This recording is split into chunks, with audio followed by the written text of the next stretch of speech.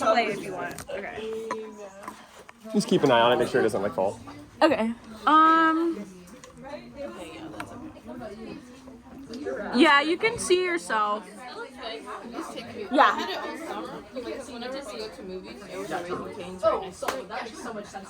All right, welcome everybody.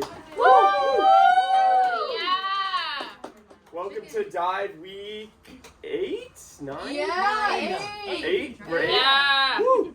So I'm super excited for you guys all to be here. Today was a bit of a bigger meeting than we tend to do, which is really exciting for us. It's kind of the first time we've tried to do something a little bit more real. We've got some food in the back. If you haven't grabbed that already, please do. So today we're going to be talking about the future of art, more specifically AI art generators, talking a bit about how they work, and then hopefully exploring kind of the possibilities that come from this technology. So let's just hop into it. So again, welcome everybody. I figured we have some new faces in here, so we should introduce the exec team one more time. So my name is Zane. I am Madison. Oh, I'm Ciara. I'm Maria. And Kat, I guess, isn't here, but Yeah. she's not gonna be here. She can be. Yeah. Oh, okay. Okay. So if you guys have any questions about TXI or anything after the fact, please just find one of us, and we're happy to talk about that with you. So, what is Dive? We have a few new faces. I just wanted to go over this one more time. I know a lot of you guys have seen this slide about 50 times now, but so Dive is the student club affiliate for the Texas Immersive Institute. The Texas Immersive Institute is where you guys are right now, and it's a space within campus, or a program in campus that has sequences that teach experience design with an immersive technology lens to it, fellowships and research that all had to happen here in the lab. So, as you guys know, we tend to do immersive news this week. So this is the beginning of our meetings. We talk about something that's happening in the headlines in the immersive world that we think is worth talking about. And it just so happens that really, really big news corresponded to our really, really big meeting. We did not actually plan this to happen, but it worked out really, really well. Yeah, so a few days ago, Meta announced their brand new VR headset, the Meta Quest Pro, which is the next generation of their standalone VR headsets. So you don't plug it into a computer or anything, it just sits on your head, and you can do all of the fun VR stuff through that.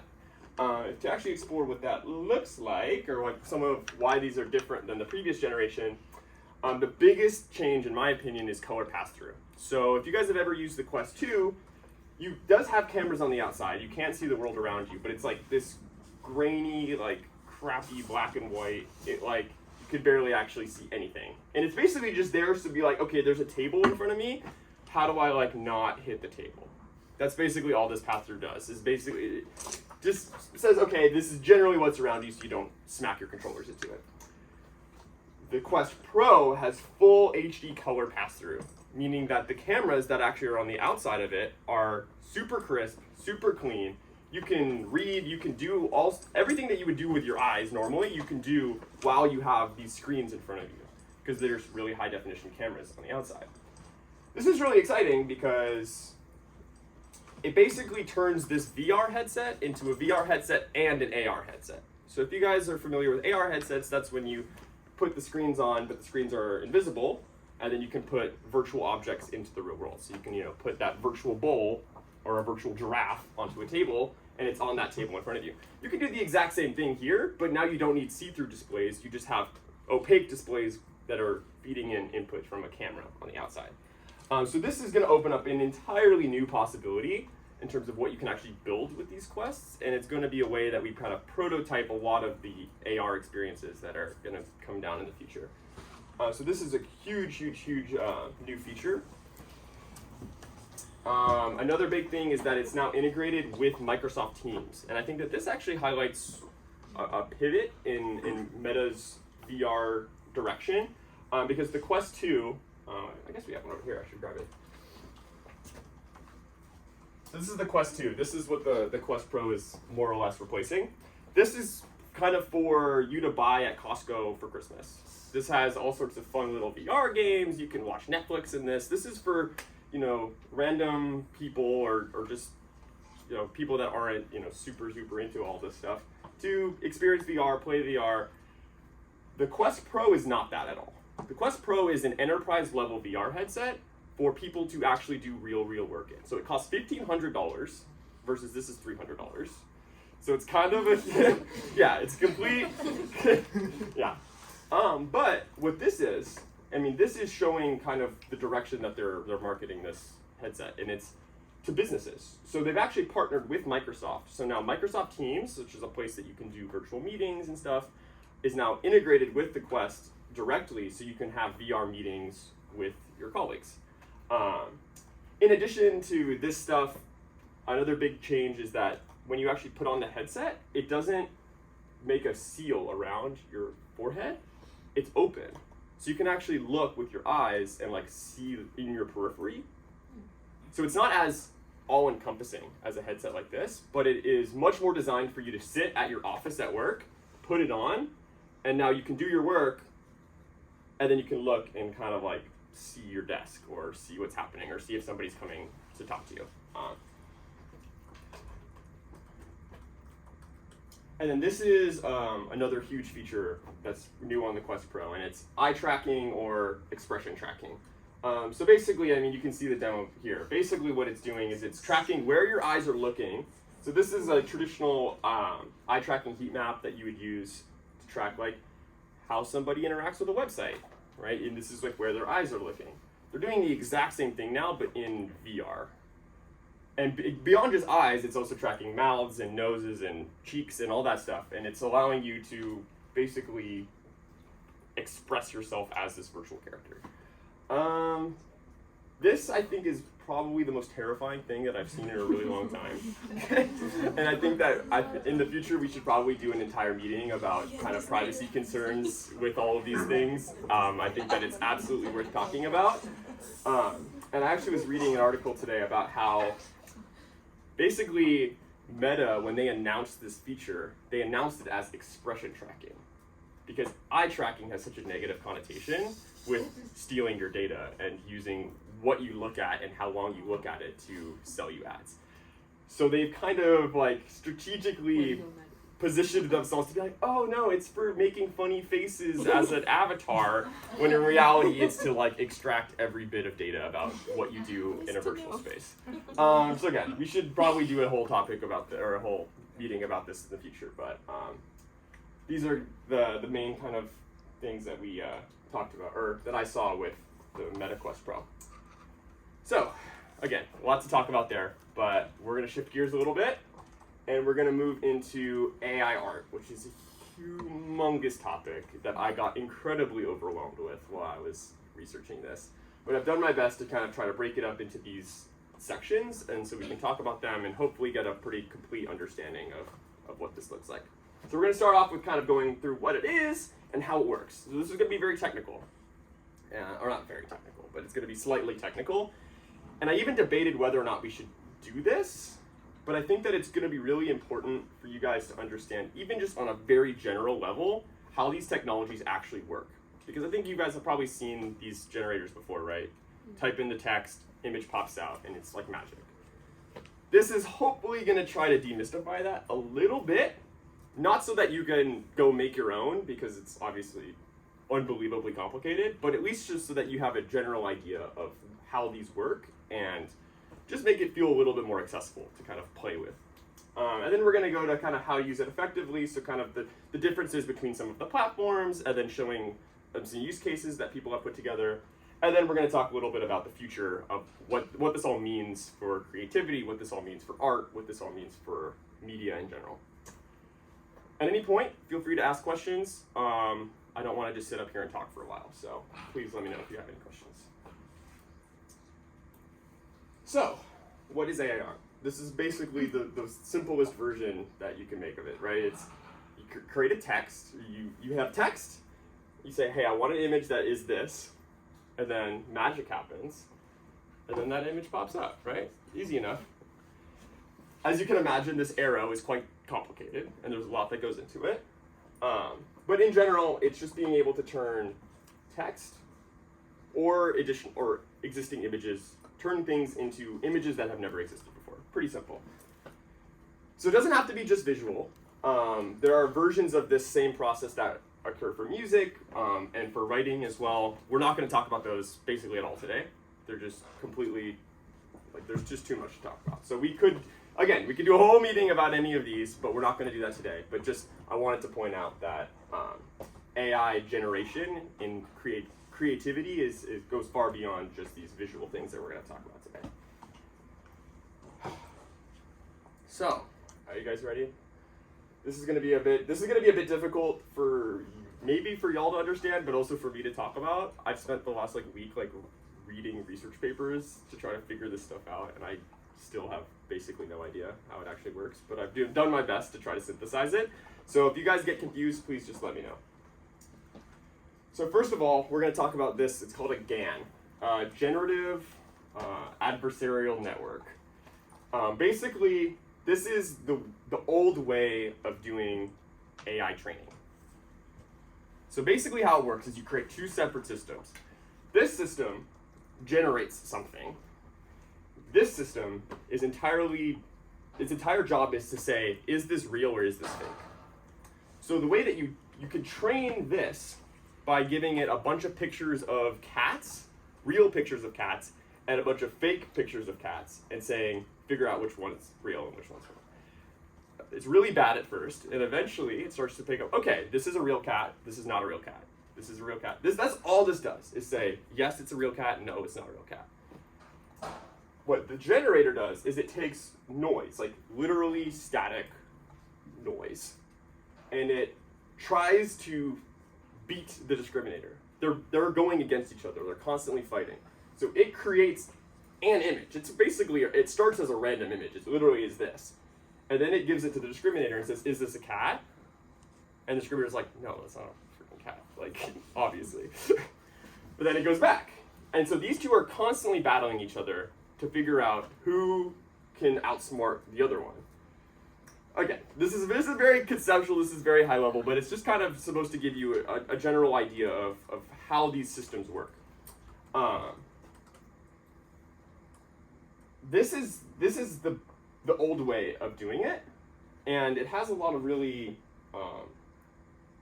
powerful uses even in and itself. So this persondoesnotexist.com is a perfect example of this. You could go to that website right now, and all it is it's just an image. Every time you refresh the page, it's a new image, and it's a picture of a person that has never existed before and does not exist. So basically, if we're going to relate this to this, all that it did was it created a generator that said, okay, make me human faces, and then it created a discriminator that said that's a human face or that's not a human face. And eventually they battle and battle and battle until they're really good, and then you can just eliminate the discriminator, and then you're just left with a generator that makes realistic faces. So that's how you kind of train one of these. So when you go to thispersondoesnotexist.com and you hit refresh, boom, new face that's never existed before.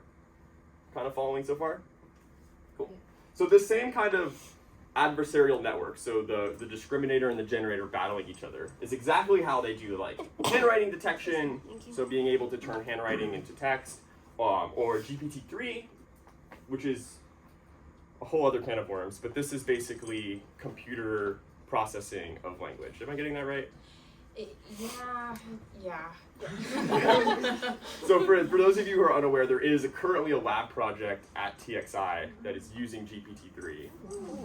So if you want to give a brief description of GPT-3. Yeah, so ultimately we are making use of the OpenAI platform. You can kind of plug in text, and then you can change settings around to see how crazy you want the AI to respond to how strict you want the AI to respond. And basically what it does is just absolutely just scours the whole internet for the best response it could probably give you.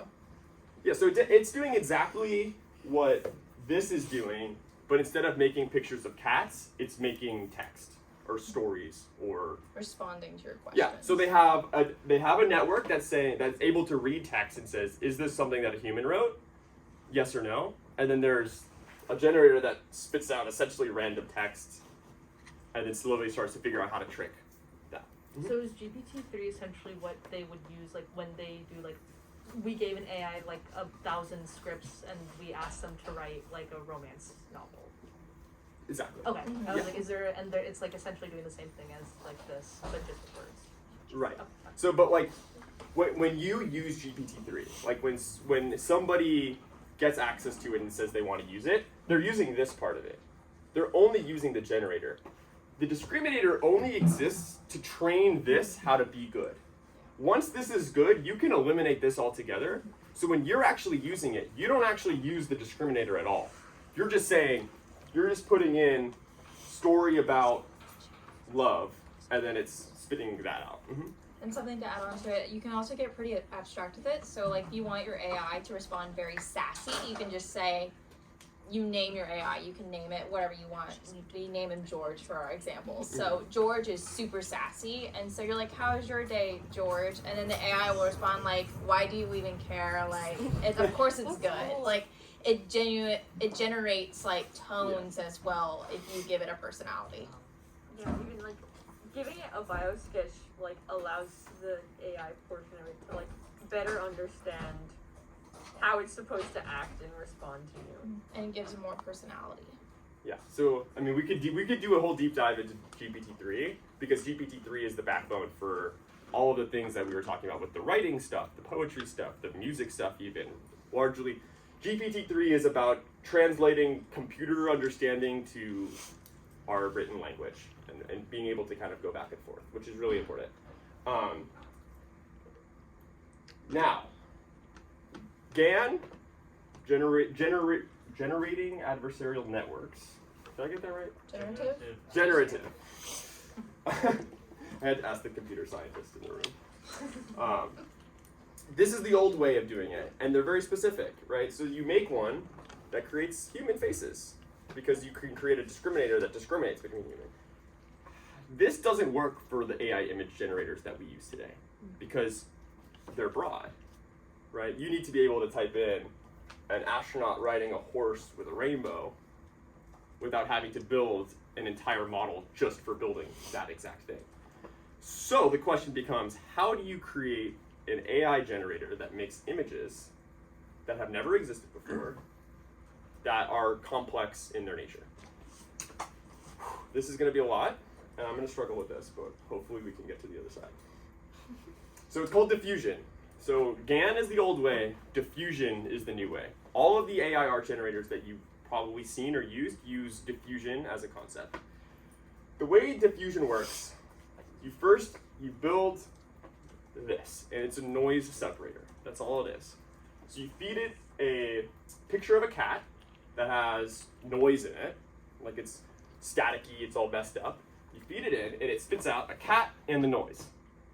That's what this does, is it separates what the image is versus all the junk that got added into it after. This is like, you can think of this as like a really complicated like Photoshop plugin or something, right? That you would use this to denoise an old photo or one that was taken in the dark. So this is the first thing. You have to build a system that separates the noise from the image. The next thing, this is how you actually start to get real new images, is you create this. What this does is it says, okay, I've gotten an image, and it has an image and it has noise. How do I separate the two? But what you do is you feed it pure noise. So there is no image here, but it's just noise. So you feed it to this, and it goes, bro, what the fuck? But like, I've got to do my job, and it tries its best. So it spits out what it thinks is the noise, and essentially just some blobs. It's just a bunch of random stuff. Now this model is trained on billions of photos, so it knows what photos are supposed to look like. But it's trying to figure out what this photo is, even though this photo never existed at all. You guys kind of on the same page? So then what it does is it separates the noise from that image. It takes that image and it adds 99% of the noise back in. And then it feeds it through again. So I've described basically one loop here. Reality, this is like hundreds or thousands of loops of the same thing. You send it in, it separates what it thinks is the image and what it thinks is the noise. It scraps the noise and it adds 99% of the noise back in and then feeds it through again. So each time you do this cycle, these blobs become more and more and more like an actual image. And it's just entirely relying on like its database or its knowledge of what images should or shouldn't look like. So this system produces purely random photos. So if you actually just did this, you have no idea what ends up on this side, right? It's just this is just a complete random image generator. But it can generate photorealistic things or pictures of technically anything that's within the database that was trained, that trained this model. Are you all kind of following? Cool.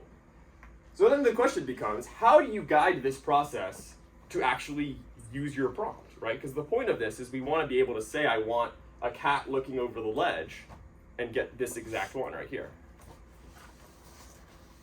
So the way that you do that is you just guide this. So you do this exact same thing. You feed this pure noise, randomness, nothing, static. But you tell this, hey, the image that you're supposed to be finding is a koala, is a cyberpunk koala in a spacesuit. And it's doing its best. It's like, oh, really? Okay, it's somewhere in there, I think, maybe. Yeah, maybe it's somewhere. And then, again, you iterate on this process over and over and over again. And then eventually you actually get a koala 3D whatever. Yeah, it is kind of a monkey. I promise that koala was actually the prompt that I used when I got this. Interpretive koala. Yeah, it is an Try their interpretive best koala. to decide what the koala was. But the real meat of how this all works is you create a system that is able to separate the noise from an image. And then you feed it pure noise, and then you tell it that there is an image of a koala in there. And it just like figures it out. And if you iterate it enough times, eventually you actually get something that looks like a koala, which is pretty amazing if you really think about it. And you can actually see this. Oh, never mind. We'll see in a second. But the question then becomes, okay, how do you get this generator, to understand what this even means, right? Because you can't just like type it in and the computer goes, okay, gotcha. Like, that's just not how it works. This needs to understand what this means, which is where another tool comes in called Clip. So Clip is developed by OpenAI. Again, they make everything. But I tried to figure out how this actually works, and I couldn't figure it out.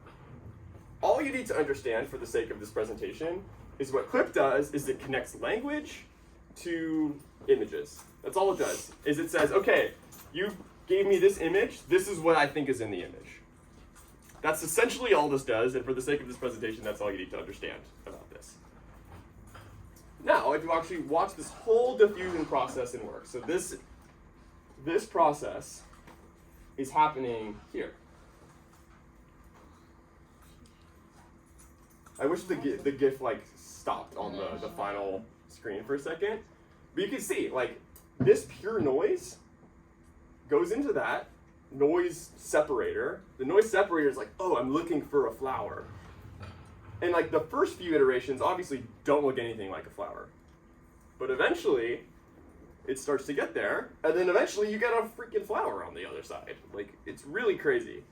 And the reason you start out with noise, and the reason you can't just put like a checkerboard pattern or something in, is because that starting noise value is what creates the randomness. Because if you gave it the same input every time, it would pretty much give you the same flower every time. So the fact that you're feeding it basically pure random data from the very beginning is how you can get flowers that are red and flowers that are purple and flowers that are blue all out of this process without it having to make a decision about, I'm going to make this flower blue or I'm going to make this flower red, because it's a computer. It can't really do that. Okay. So, I have a question. Does the random noise start out with like random RGB values as well? Because it looks like yeah, like this is okay. like quite literally the raw input for any of these generators. You don't actually see this because it's not really important, and realistically, it just doesn't make any sense to try to control the parameters here. But it's interesting that you brought that up, because with GAN models, the old way, this input actually did matter. So I don't want to go into that now, but basically you could control this noise input to actually affect things on the other end. These models are just kind of way too complicated to even worry about that. All right, any questions before we move on? So just curious if this analogy is correct, because I like analogies. So it's kind of like, bear with me, separating the yolk and the egg whites, but then you have to put it back into the recipe anyways in the end, and then it gets the koala/monkey. Like it comes to separation, combination, outcome. Maybe it's too abstract. I'm sorry. I'm sorry, that's abstract. There is a separation happening. Yeah, so like, okay, so egg 5,000 is your first image. Yeah. The second image, you have egg whites and egg yolk. Okay. And you're mixing whatever, and then you have to pour the egg whites in at one step. Later on, you pour the egg yolk. So at the end, you get that one. And then your cake, whatever you created, is the koala. You know, if that helps you understand. I'm not exactly following, but. Question. No, I get So, starting with that one there, and then you get to there. So basically, you add 99% of the data there, but it's random every time to that loop there. Yeah. So And you. then Sorry, go eventually, ahead. and then eventually an image pops up, and now we got this. Because I like it. Yeah. Okay. So, but I think this diagram helps you understand, but it's confusing in the fact that this is only showing 2 iterations. In reality, it's sending this is happening, it's adding 99% of the noise back, and then it's sending it through this again. Just separate these. And then again, and then again, and then again. So it's not like it just goes 3 steps and we're done. It's like thousands of steps. Just like. This is happening thousands, millions of times. Okay, so basically just go to loop, loop, loop, and then eventually if the image pops Of up, other ingredients. then we just go there. Yeah, or eventually, you know, this what it thinks is the image starts to become a little bit more clear. Okay. That's the blog. Then Reminded me of like I separated gold and white. Yeah. Well, so Clip is built by the same people that make GPT-3, and it uses a lot of the same understandings. So Clip is basically GPT-3 optimized for this application specifically, rather than writing stories. Does that make sense? I was explaining the analogy. It works for some. Okay. Are we all ready to move on? What's guacamole? Wait, real quick. That guacamole photo. Yeah, is there a banana in that? What is that? That's a plantain. Oh yeah, And a cube of guacamole. That's a cylinder, I think. That's what I call cultural appropriation. Sorry, I got confused. Okay. It does kind of look. We're done talking about high-level conceptual understandings of AI, given that I'm a terrible person to be teaching you guys this anyway, but. I understand it. You understand it? Yeah. Okay, that's awesome. I'm really glad to hear it. So, the question now becomes, what are the differences between platforms that use this exact same concept, right? Because this concept, basically this workflow is how everybody does it, but everyone does it a little bit differently. And these are kind of the 2 major players right now, and I think it's useful to kind of highlight who these 2 players are and the differences between the 2. So, DALL-E 2, this is probably the one that you've seen the most headlines about. DALL-E 2, it's developed by OpenAI. So OpenAI is an AI company that was originally a nonprofit started by Elon Musk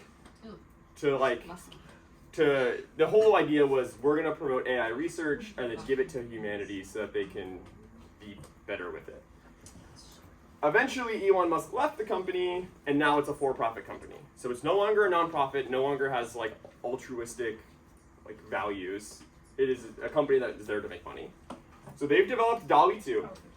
DALL-E 2 is a model, so that those 2 triangles that we talked about, that's what the model is. They've developed a model that runs on their own servers. So you can't download DALL-E code anywhere. You can't download the source code and run it on your own computer. Even if you could, it would make your computer crash because it's like really intensive and it requires giant servers to run. But because you're running it on their servers, you have to buy credits to use it. So you log into your account on DALL-E's website, you buy credits, and then you can send it prompts, and it'll send you back images, and each one of those is a credit. So you actually have to pay to use it. They do give you free credits, I think, every month. Oh, yeah. And upon sign up, so you could also just make multiple emails. That's true. It's, you know, right. Definitely. And so it does have some tools that we're going to talk about a little bit later, but it does have tools, but those tools are ones that they have built in-house and built into their portal. So when you log into their website, there's the little text box, you can add the blah, blah, blah, blah, blah, and then there's tools that you can do, again, we'll talk about it later, and it's closed source. This just means that you can't access the source code and that you can't build on top of it. And we're going to contrast that with Stable Diffusion. Stable Diffusion, you can like download the source code from GitHub and like do whatever you want with it, and it's completely free. So it's completely open source. You can integrate it into basically anything that you want. It was developed by Stability AI and Runway. You guys know Runway, they were the ones that make the AI video editing app. So it's funded by them. Very low computer requirements, relatively speaking. All this means is that you can actually run it on your own computer. So when you actually run Stable Diffusion, it's doing the processing on your own computer rather than sending it to a server and receiving images back. So these are kind of some of the more granular differences between the two, or more stylistic decisions. So DALL-E is really good about understanding complex prompts. And we'll show this in a second. But it's able to make inferences in ways that Stable Diffusion can't. It's able to assume things about the image that you're trying to create, and it'll actually put things in that should be there logically, but maybe you didn't explicitly write. Again, we'll look at this in a second. Versus Stable Diffusion, it's much more dynamic, and it creates more visually interesting, and the results that you get are broader in terms of how they look aesthetically. But it really struggles with complex prompts. So it's something like a man standing in front of a painting. DALL-E will nail it every time. It's a photorealistic person with a painting behind them. Stable Diffusion gets really confused, and it's unable to say, okay, the person should be photorealistic, but the painting behind them should be a painting. It just makes everything a painting. So it's harder for Stable Diffusion to differentiate between those different things in its prompts. So this is how those models were actually trained. So this is how those noise generators came to be. DALL-E 2 was trained on, in their research paper, they say 250 million text image pairs. So it's an image with text associated, and it feeds that in, and it can do its thing. They don't tell you anything about where this came from. It just says, we use 250 million. Okay, cool. There's a lot of theories about where this actually comes from, and we'll go into that in a second. But we can contrast that with Stable Diffusion, which is built on the Lion 5B database, which is a completely open source image database that has 5.8 billion image text pairs that it's scraped from everywhere on the internet.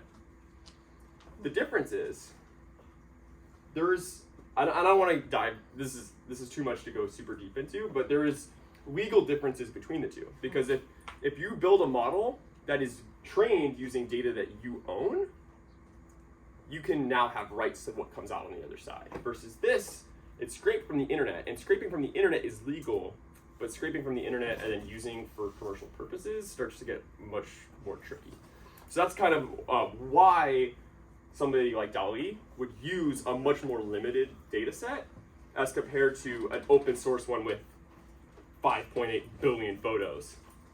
So you're talking about how I learned how to think like earlier, and so like trained using database of 250 million photos with text beside it, is that how it learned to think? Like you gave an image, and in one of those 250 million, say it was a monkey, or whatever it was, a koala, and so it has an image of a koala with a text, and it has some idea of this koala, and so that's how it learned to think in the future. So now it can have this like perceived idea of koala via the one image it learned, you know, whenever it was in its training process. Yeah, so the way that they train those noise separators, right, the noise separators is really central to this. They basically take these 5 billion images. They add random amounts of noise to it. They send it into the machine, and then they give it the unnoised image and say this is what it's supposed to be. And then it could compare what it thought was the real image versus what the real image actually was. But it gives it text, right? It gives it Yeah, like, so the text is an essential part of the training for sure. But also, the text part of it is definitely more. The text processing is handled more by Clip, which is what we were talking about before. Like they have almost a separate tool for the language processing part of it. The image processing is kind of the training for the image processing is less to do with the text, if that makes sense. Kind of. And then this is, I think, a really interesting difference between these two. Stable Diffusion is uncensored. Like, this database, it has everything. It has nudity, it has violence, it has political figures, it has everything. Theoretically, you can use Stable Diffusion to make porn, to make violence, to make crazy stuff. DALL-E they've locked down what their model can actually create. And you will just straight up get banned if you type in things that are against their community guidelines.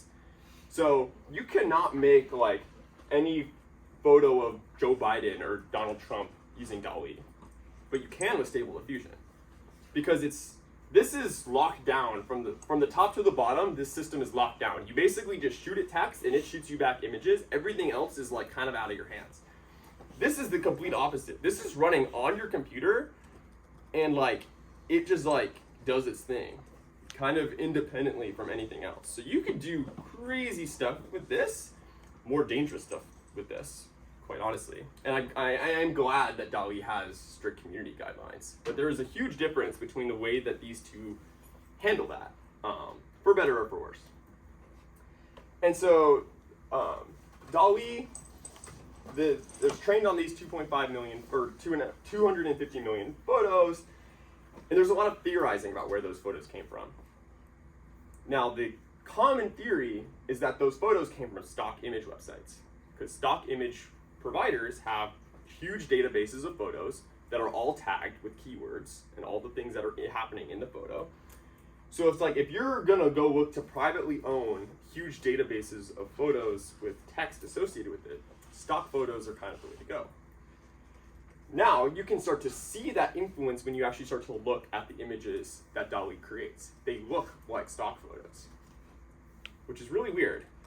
And it's also kind of funny to think that if DALL-E called you and you're a stock photo provider and said, hey, can we buy all of this? And you go, okay, yeah, what are you going to use it for? And they're like, to train a model that's going to replace your entire business. Right, if you really think about it, if that's true, and there's no proof that it is, but that's kind of the running theory right now, if it's true that stock image sites sold their databases to DALL-E to train their model, they're basically selling their entire business to an AI generator that's going to make them obsolete soon. Which is really an interesting dynamic that I think we'll start to see a little bit more. Mm-hmm. Do you think these stock image generators knew that this was coming anyway, so they're just like, let's try to get our money before Who we're gonna knows? go obsolete I mean, anyways in the future? I feel like that's more likely than they just had no idea. They're like, Like, okay, there's we'll not give as it much to so some money. AI company, Yeah, sure. investment. Oh, what if they have an investment in DALL-E? That would be smart. Big Yeah, Anyway. that wouldn't surprise me. It wouldn't surprise me Is if there strategy is like class? kind of acquisitions that happen in this space. Like people are buying other companies purely for their databases of images. But it's also like the fact that they're using these stock images means that they have rights to it, which again is factoring into a lot of the And other this is stuff. still just theory, right? Like, there's no proof that it There is, is like, no proof, right, but I'll show you an example in a second, and I think it'll make it a little more Okay. clear.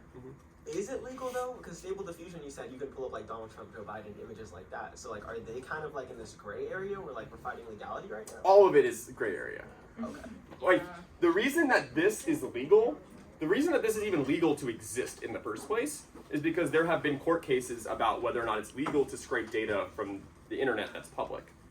Which, like, I guess is kind of fair, right? It's like, if it's on the internet, you can document it, right? That seems to make sense.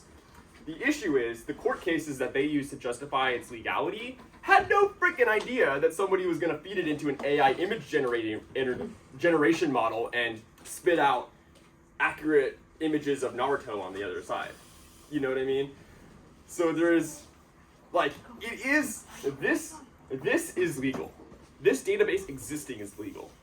Beyond that, who really knows? And I wanted to dive really deep into that for this, but I just didn't have the time for that. There's copyright. So the copyright thing is also a gray area right now, but it's simply because copyright comes from human generated, and they're right now distinguishing AI as computer generated. So Yeah. that's why it's not a copyright issue just yet. So if you create something, you can't copyright it because you didn't make it. Because the technically. computer created it technically. But that's like, it's interesting because that's an entirely different copyright battle. That's the copyright battle of I made this thing with AI, I want to own it, versus I created this thing with AI that somebody else is claiming that they own the IP of. So there's so many different facets to the legal part of this, and I think that this is probably as deep as we want to go into it because, like, it's a lot, and there's not really clear answers yet about what this all is going to look like. And I actually was reading that there is this database is actually really controversial. Somebody found private medical information in this database, like photos that they had sent to their doctor that shouldn't be here. And there's not really been exact answers about how it got there, or like who, like.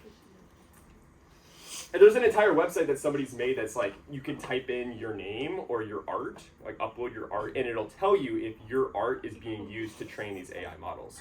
To basically know if is your creativity being utilized to generate AI images on the other side. So pretty crazy stuff, pretty like Black Mirror stuff, honestly. So this is kind of the best case scenario for DALL-E. So this is what I was saying about a really complex prompt that requires a lot of inferences. So you say, running at the edge of space towards a planet, calm, reaching the abyss, whatever. Right, running to the edge of space. For us, it's pretty easy to understand that running, if you're gonna have running, you need a human and you need a ground, right? That's easy for humans to understand. But computers, they can't do that as easily. But that's what DALL-E's really good at. It says, oh, they want running. Running means I need to have a person. Running means I need to have a ground. And the person needs to be on the ground running. And oh, the person needs to be in a spacesuit because everything else about the prompt has space involved, right? So this is making huge amounts of inference that I think are normal to us as humans to be like, oh yeah, like running towards the planet. You need a person in a spacesuit running towards the planet. But the fact that the computer is able to do this is really impressive. And this is the kind of thing that DALL-E blows everybody else out of the water, right? They do this so much better than everybody else. Because you put that same prompt into Stable Diffusion, and this is what you get. It just goes like, I have no idea what you're talking about. Space, cool. Here's a planet. Like, I hope that's what you wanted. Like, it's just not able to do those extra steps of saying running means person and a ground and direction and movement and all of these things. It's just like, oh, space and planet, cool. So does that mean, like, if you were to just put running in Stable Diffusion, would it actually give you an image of something running? Or would it not be able to understand that enough? I feel like, I'm not sure. That'd be interesting for us to test later. I think it would, just because, like, if it just used running, when it pulls from all of those images that it's seen before, like, I'm sure that that's easier than, like, running in a very hyper-specific context in a specific setting. But I'm not sure. It might not. But if you wrote, like, a person running, it would be able to do that any day of the week. So this is like best case scenario or not best case, but this is like, this prompt highlights what's good about DALL-E. Now we're gonna look at what's good about Stable Diffusion. So this is a book called The Joy of Life. DALL-E spits out, it looks like a stock photo, doesn't it? Like, this looks like a stock photo. It's a picture of a book, and it just slaps Joy of Life on top of it.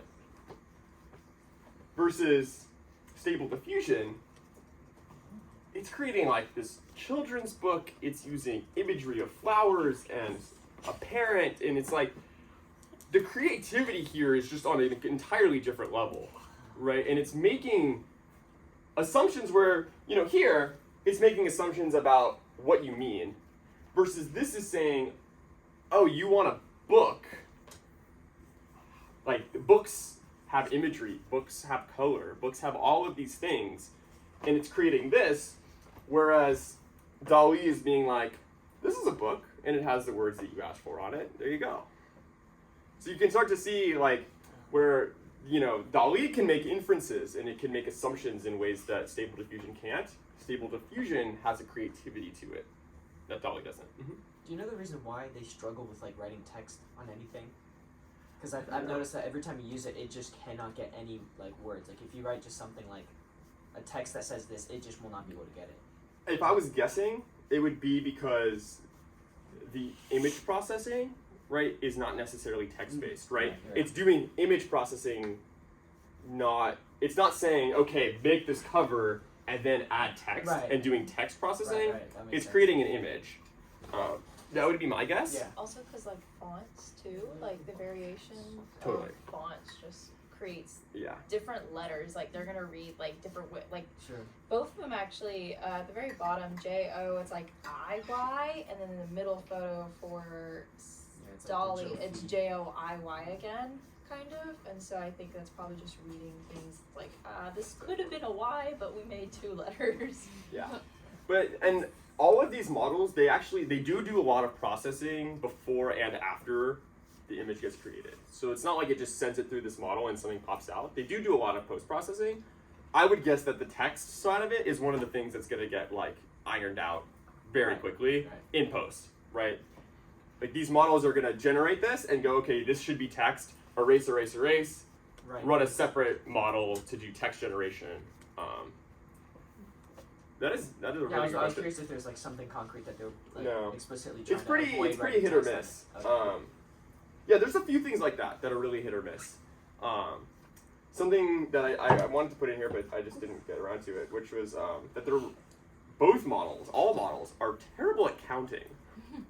Which seems like it'd be really simple, but if you type 5 apples sitting next to a tree, it'll have a photorealistic tree and a photorealistic apple, but there's like gonna be 3 apples in one and like 7 apples in the other one.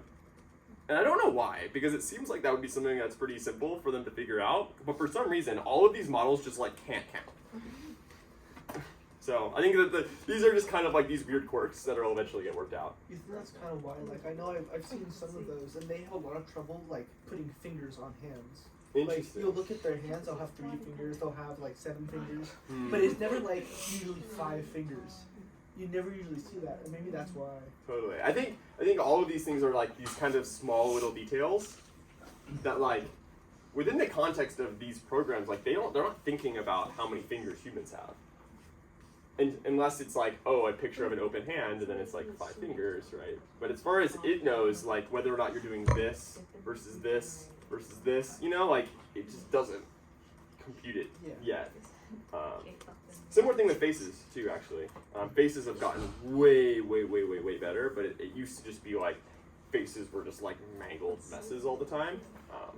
Kind of intentionally, they didn't want you making faces. I think they just made a thing where you can take an image like about like 10 pictures of his face, and it'll take those face images and put it like makes one of these, but with the face, and it'll be like really good looking with the face as well. Yeah.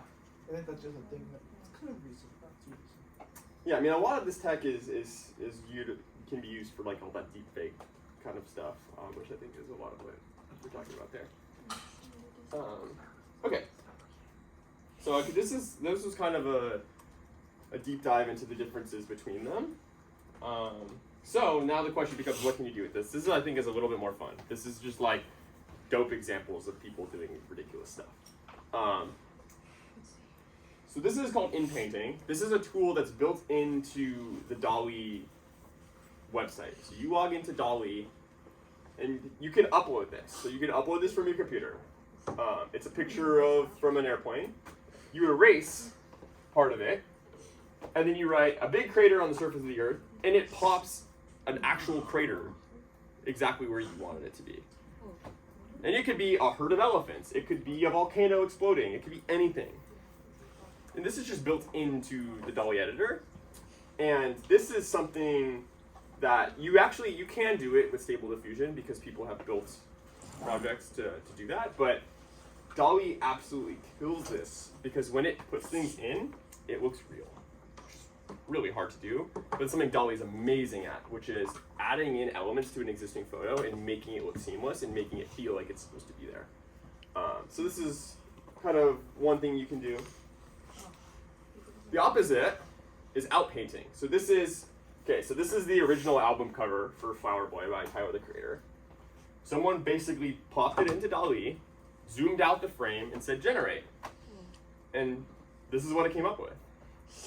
Like, this, I mean, they probably did multiple iterations of it, and I'm sure that some of this has been edited in like Photoshop after the fact, but the fact is, all of this was generated in like 5 minutes by a computer that was just guessing about what was around it and just kind of like trying to figure it out. And like, it added a hot air balloon. Why? Nobody really knows, but like, it figured that it would fit, and it just works. And you look at it, and you're like, that looks like this photo was zoomed out. Like, this is really especially mind-blowing to me. I actually did maybe I'll show it afterwards, but I did a project, actually, that was basically this exact concept. I did it like 5 or 6 years ago, where I took a screenshot from like Avatar: The Last Airbender, and I did this exact thing, where I like screenshotted other things from the show, and I photoshopped it all together to zoom out the frame. And it took me like 15 hours to do it. And it looks good, but it's like, there's definitely some jank there. This, if I had this, I literally could have just been like, zoom out, generate, and it would have been done. It's like, is absolutely mind-blowing. I can see like one scene where you can tell that it's word extended. Oh, you want to point at it? Like it starts like right there and it goes up. You know, you can kind of tell what that bee as well. Oh, like yeah. Because the grass changes from here to there. And then that bee's head is like cut off. Oh, yeah. Yeah, you can definitely tell. You can kind of tell there's only that part though. The other side looks fine. Right. The seams, like, you can tell that's a seam right there. Yeah. Oh, I see it. That's interesting. Oh. I see it. Yeah, but it completely tried to create a bee head. It almost locked it off in the process. Yeah, and there's a version. Oh, sorry, do you have something? No. How was that? Because there is a version of this where you can do it. But the amazing thing about all of these programs is that they are text-based as well. So you can just zoom it out and say generate, and it'll just figure it out. Or you can say, I want a bike there, or I want a hot air balloon there, or make all of the sunflowers from this point blue. Whatever you want it to do. You can actually draw in this style, but draw exactly what you want. You could draw yourself inside of this if you really wanted to. I mean, these are all things that are like capable, like possible, like literally right now, which is crazy. So these two are tools that exist within the DALL-E editor. So this is all, you can do this stuff with Stable Diffusion as well, but it's seamlessly integrated into the DALL-E experience. All the stuff we're going to talk about next is stuff that has been built on top of Stable Diffusion by the open source community. So people have downloaded it and then done a bunch of wacky stuff with it, and this is the result. So this is not built by the people that made it. This is built by community members. Well, I guess this one is actually still a part of the last one, but pretty cool. Basically, everyone's seen this image. You can feed it and say, okay, I want variations of the image. And it can just do this infinitely. Like, it can pump out an infinite number of images that look exactly in the same style as this. Oh no! Okay, we're gonna come back to this afterwards. This is crazy. This is probably my favorite one. So this is a plugin. You guys know Blender, the 3D modeling program? Yeah. So this is a plugin that people have made for Blender, and it uses Stable Diffusion, and you literally just type in the texture that you want: stones, wood, fire, and it just, you click a generate button, and it generates you an original texture that doesn't have any seams. So you can tile it, right? And maybe you can start to see the repeats. but it's a seamless texture that it gets procedurally generated to be exactly what you need. And it's built into the Blender editor. You don't even have to go anywhere else. You just click a button and you say wood texture. Boom. There it is. This is crazy. Zane, what's the plugin called? Or like, how do I find that? I'll send you the link. I have a bunch of links that I'll send in the Discord after. Since this uses the one that kind of used like the ones that were just scraped off the internet, would it still be okay to use that kind of textures? I mean, I guess it is still gray area in terms of what you were saying. I don't know. I'm not going to give a definitive answer because I don't know. But I think at some point, like, how are they going to know? I think that's a huge part of the legality question, which is just like, how do you even know that like how could like Yeah. how are you gonna prove in court that this Is yours. that right like it just you can't, it's impossible. But that's a great question. I really don't know the answer. So that's Blender.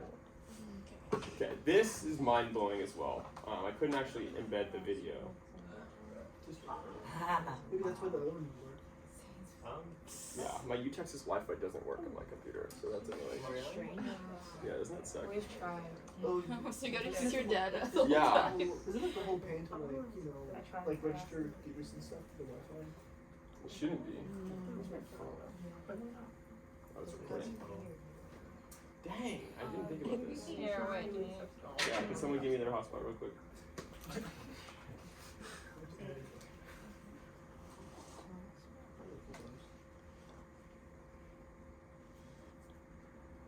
Oh, my password's too complicated.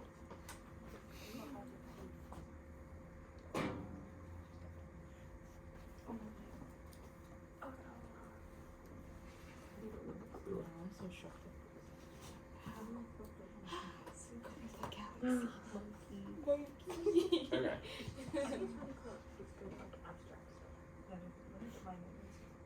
Whoa. On their shirt? So this is the integration of Stable Diffusion into an augmented reality experience. So watch this. This is crazy.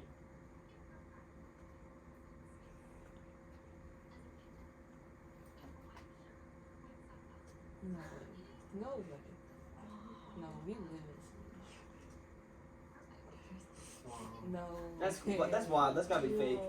Well, I think it's a little bit of a tech demo, Right. I don't think that this is like an actual like product, but if you see, it uses the Shopify tag.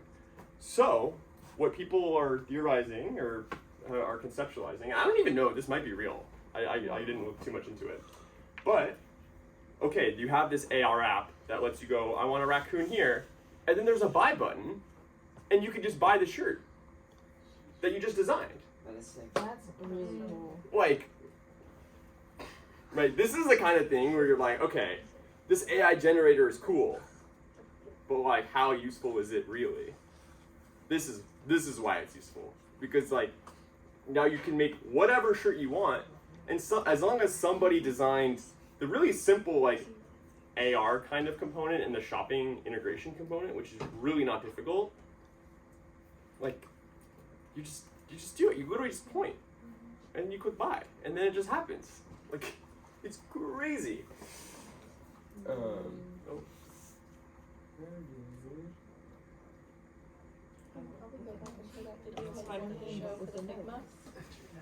Alright, so that was the t-shirts. I'm pretty sure it does. I don't know what the Now this is actually being worked on by Runway. So Runway is the company that helped fund Stable Diffusion's creation in the first place.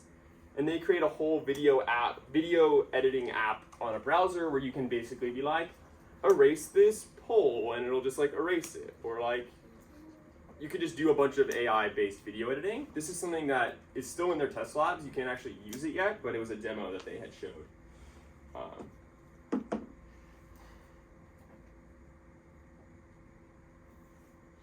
So you see that noise? You see the noise come in? That's the exact noise that we were talking about before.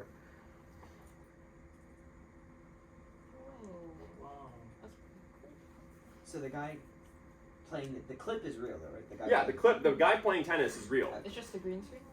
No, it's a guy on a tennis court. Oh. The first clip that you saw was I didn't see that. with this. This is the first. This is the real clip. This is what got fed into it. But then you can just be like, on the moon, boop. Damn. No green screens, no anything. Man, he's on the moon. But think, given that all of the stuff we've talked about, right? You don't need to start with a base reel video here, right? Like, it's not that hard to imagine the jump to just being like guy playing tennis on the moon, and this is what it spits out, or this is what it spits out. The shadow still works really well as well. Yeah, I mean, you have to remember this is a tech demo. This is not how it would actually work, but like this is real. Like, this is things that people are actually working on and are like what? Like, this is so crazy. I guess what I really find interesting about that too is because they static the whole entire floor, right? Even where his shadow was. Mm-hmm. And even when it switches to like the new image, you can see his shadow still tracking Interesting. really well. Yeah. Which like people have trouble with that anyways, even in video editing, tracking shadows. So the fact that it's doing that, like, Yeah. is Well, I wonder how much. I mean, I'm sure that they'll be able to figure it out, but like how much if you add a light to the scene, if that's going to affect the shadows and stuff. I mean, you're starting to add in like layers and layers of complexity, right? I mean, even just going from a photo to a video is like a huge jump in complexity. But you can start to see the future start to like creep up on us and be like what does this mean for people that make videos? What does this make for people that want to make a movie? Like, it's pretty mind blowing when you start really thinking about the implications of all of this stuff. Okay, I'm gonna pull up the Figma one because I think it's crazy. Yes, ignore. It's okay, me too. Oh yeah, this is something I completely forgot to mention. Stable Diffusion came out a bit over a month ago. Wait, really? Yeah, so all of these things that I'm showing you are things that people have built like in the last like 45 days. Like Stable Diffusion literally got released a month and a half ago. Wow. This is already like what's around. Like, yeah, so like this is another thing. Healthy food at McDonald's and nothing else. No. No, Witcher. They did finally Sonic Mario finished Game of as well. Thrones. Already seen the fan art. I get it. Yeah, so this is a plugin that somebody had built integrated into Figma.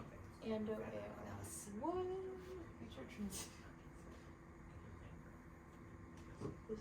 Oh, prompt.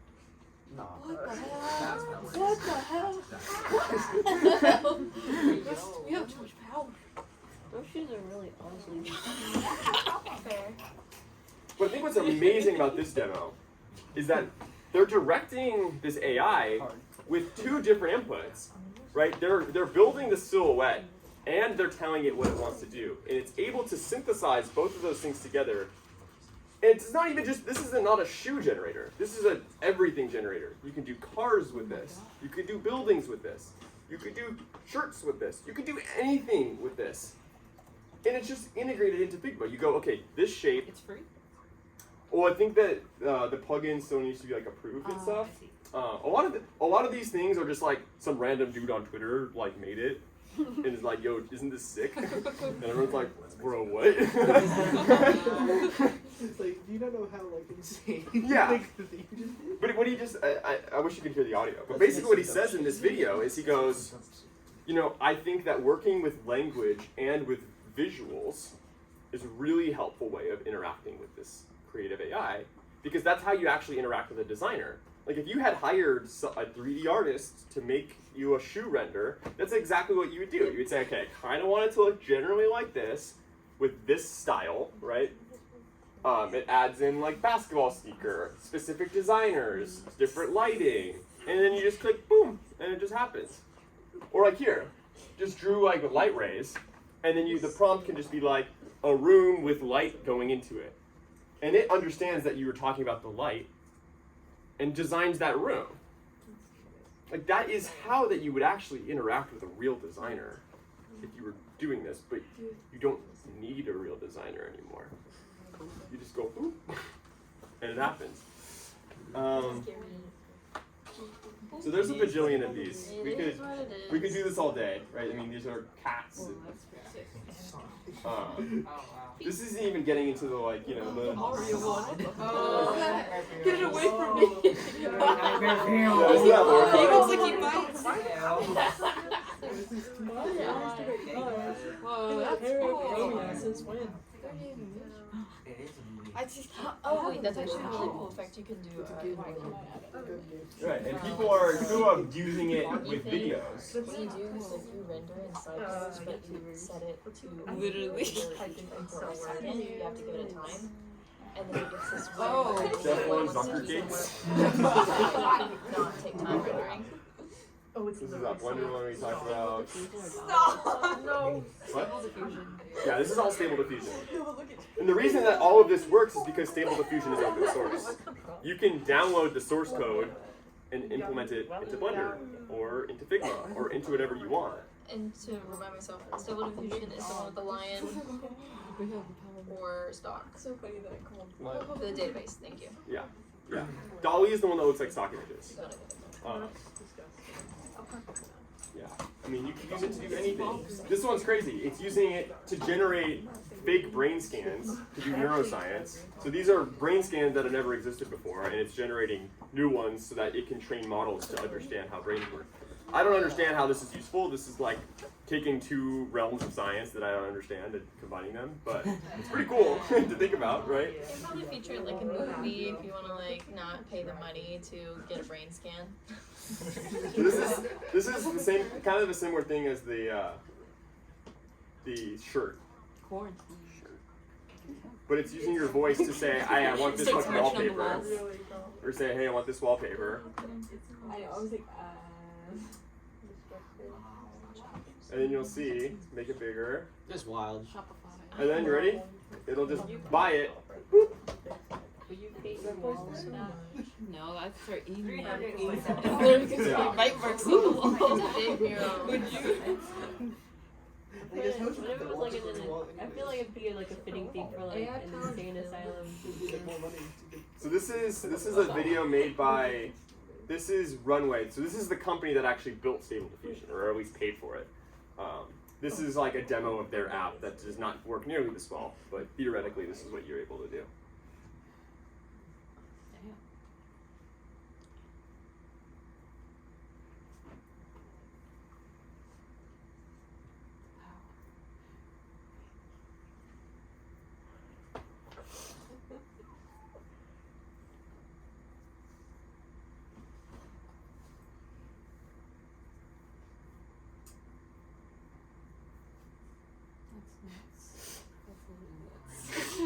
Like what they just did in about 10 seconds would take a seasoned video editor like hours to do. 100%. We're gonna touch on that in just a second. You're tough scene for I'm gonna lose my job. art majors right now. This sounds like Shaking generative hands too, right now, so. bro.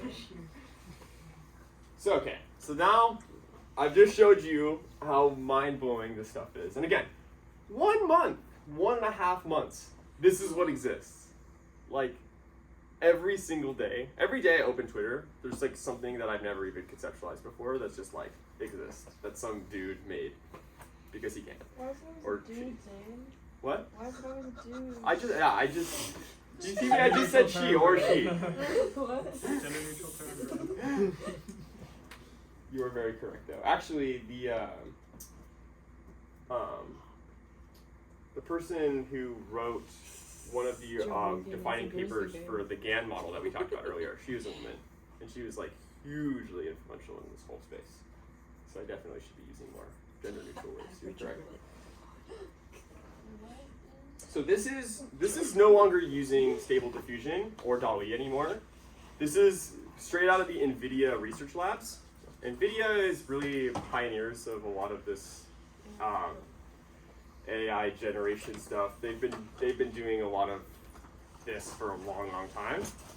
This is a demo that they put out about using text to create 3D characters. So this is essentially DALL-E, but instead of making images, it's making 3D models. Oh, that's OP. So this doesn't, like, this exists in a lab, so you can't download this, or nobody has access to this yet, but this does exist. And all of these were created in this way. In the labs of NVIDIA, who were always kind of pioneers of this kind of stuff.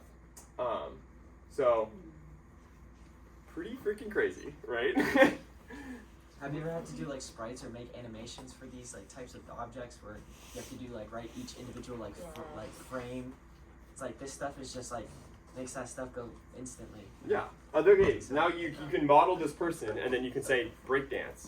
I'm sure you can figure out a way Right? to do that. Does the dab, and then like Something that'll take It'll make a hours to trend, and model. it's gonna make it like a new trend dance someday. You know. what? Yeah, at The some AI point. dance. Well, at some point, it's just there's not going to need to be any human intervention at all. You just have a bot Make a game. that is able to do this. It's able to see what's trending on TikTok. It's able to analyze that video, create a 3D dance skeleton of that, apply that dance skeleton to its AI character, and post it to TikTok like automatically. I'm about to live in a world of such ease.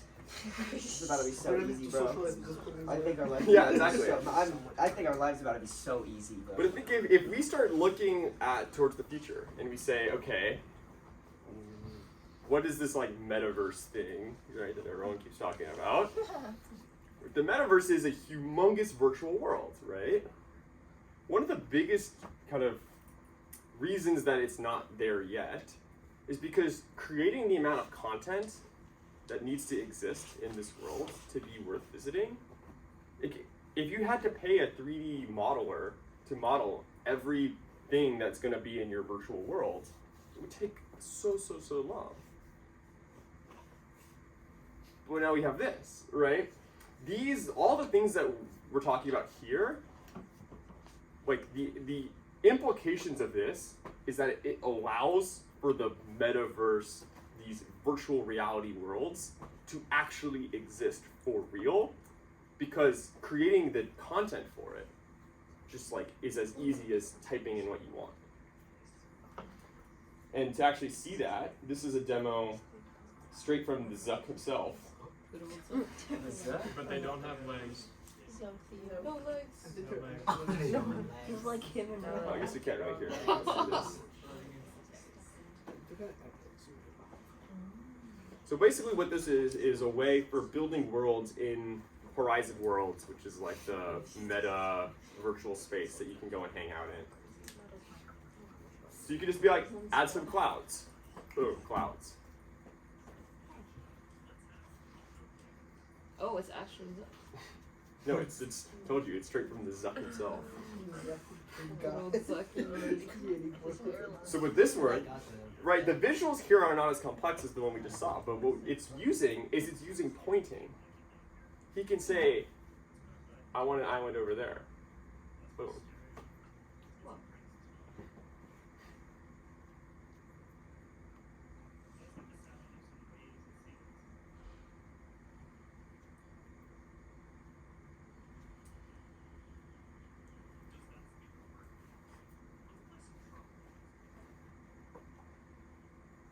I feel like you guys kind of get the idea, right? pretty neat. Oops. But like, if we're trying to envision what the future of all this technology looks like, this kind of thing is so essential to making it actually happen. Because if you were like, this is a simple space, but if you were gonna pay somebody to build this for you in Unity or something, it would take somebody, I don't know about like a long time, right? Because they could download the tree from somewhere and the island from somewhere and kind of stitch it all together. But it requires work, and it requires effort, and it requires somebody with a specific skill set to actually do it. That's not going to be necessary anymore. In the same way that it's not going to be necessary for somebody to like draw out sneaker designs by hand, because you could just say, yo, I want a sneaker design that's red and has a stripe on it. And it just happens. Which I think we're all kind of starting to dawn on the same question here, right? Which is like, what does this do to artists, right? What does all of this do to people that work in any creative field? And like, let's not pretend like it stops there too, right? This is the exact same stuff that's going to happen to computer science as well, right? There's always going to be people that are pushing things forward in that sense, but like, as far as generating code to run a website or simple apps. It's going to be the exact same thing. I want an app that does X, Y, Z, and it's going to spit out code. Like, those things kind of already exist. So, like, what does this do? Right? What are the implications here? This is the conclusion that I came to. Like, Yay! being somebody that creates content as their primary job that's a terrible business to be in. Like, if you are an illustrator, if you are a 3D modeler, like, you need to fix this really, really quickly. You need to find those servers and do what you have to Yeah. What you need to do is start practicing using these tools and start actually being somebody that is utilizing this technology that's going to replace you, because they're going to need somebody that is familiar with all of this stuff, that can use all of this stuff effectively. It's not like the people that are currently at those companies know how all of this works. But if you're somebody who wants to be an illustrator, be the person who understands how illustration generating AIs work, so that when somebody needs an illustrator in the future, you're somebody that's actually useful to them. Right? Because if you can draw on Procreate, maybe that's fun, maybe that's cool, but like, I think we're starting to see why that skill set is not going to be particularly valuable very, very, very soon. I do think, though, that the creation of content isn't going to die out outright just because AI can do it for us, because there's still some enjoyment in making stuff like that. Yeah. It may not be a feasible job, but I don't think it's going to completely cut it all out. I think there's still going to be people who make stuff. I agree with you completely. And I think, well, Phoebe, did you have something? But I think this goes back to what I was kind of mentioning earlier with all the video stuff, right? Just because this video generation software exists doesn't mean that we don't need video creators anymore. It just means that video creators are no longer going to sit in Premiere for 30 million hours and keyframe things or mask out people or make intros. People are still going to need to make stuff. It's just the tools that they're going to use are completely different. And the tangible creation of content with our own hands is just not going to be necessary. Not even not necessary. It's not even going to be like feasible. It's not even going to make sense. Like, our kids one day are going to be like, wait, what? Like, why? If you wanted a shirt, you had to like draw it yourself? What? That doesn't make any sense. So I think this is true. And I think that if you're somebody that's specializing in 3D modeling, or you're specializing in illustration, you should be really scared right now. Like, genuinely. No, like, I'm serious. But this is the negative side of it, and I'm about to give you the positive. And this is why I'm here, and I think this is why we're here. It's because experience design is the one thing that this is never going to replace. What experience design is understanding who is your audience, understanding what they want, and how to create things that meet their needs. That's what experience design is. Experience design is never going to go away. Even if all the tools for creation completely change. Being able to understand what people need and how to actually give them stuff that they like and fits into the greater social context is never going away. Which is why we're here, right? That's what we do in TXI, is experience design. And it's what we do here at Dive, is experience design. And it's saying, it's teaching you how to make videos, not from a editing on the computer perspective, but from a, who are we making this video for? What video do they want? How can we tell that story in a really unique and powerful way? This is never going to go away, despite everything else completely changing. So this is why we're here. This is why I'm here. And this is why I've decided that this is going to be what I do in my life. And I hope that this in some ways has inspired you to kind of think similarly about that. So that's all I have.